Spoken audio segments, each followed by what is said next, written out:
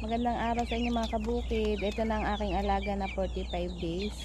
Pero sila ngayon ay 17 days pa lamang. Hindi ko alam kung tama ba yung sukat nila sa 17 days o maliliit ba sila.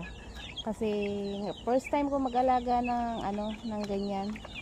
Yan, hindi pa kaganda, hindi pa maganda yung hindi talaga maganda yung kulungan. Ayan, akin lang. Pero may bubong yan, nilagyan ko lang tarpaulin yung ibabaw. Ayan.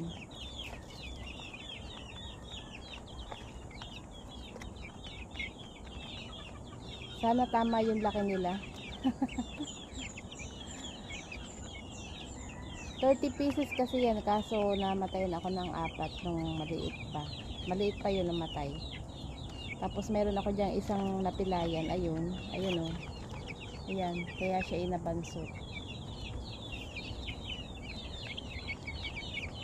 Dito ko sila nilagay sa likod bahay. Kasi dito sa may malapit sa puno ng papaya para kasi dito mapuno dito sa bandang likod para sa tanghali hindi sila masyadong naiinitan. Yan, sa araw yung likod na nakatabing na yon, yan akin itinataas para fresh ko sila pagdating ng tanghali.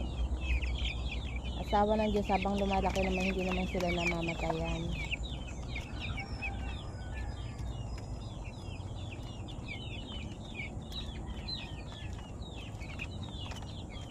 Ayan sila. Kung ako'y magtatagumpay dito sa naunang batch na to, di may susunod pa. Meron pa lang isang Texas doon.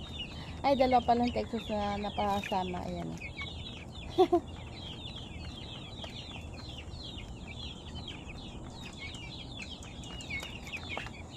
Na sila oh.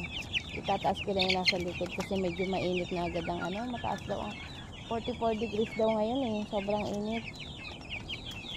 Tapos kasi napansin ko medyo dumadami na yung ipot nila. Malakas kasi silang kumain ngayon. Kumuka. Bala kong linisin tong ilalim, tapos lalagyan ko ng sako para yung ipot nila ay maitapon ko ng malayo dito sa bahay, or hindi ko matapon, ilalagay ko sa isang tabi para maging pataba sa mga halaman nito.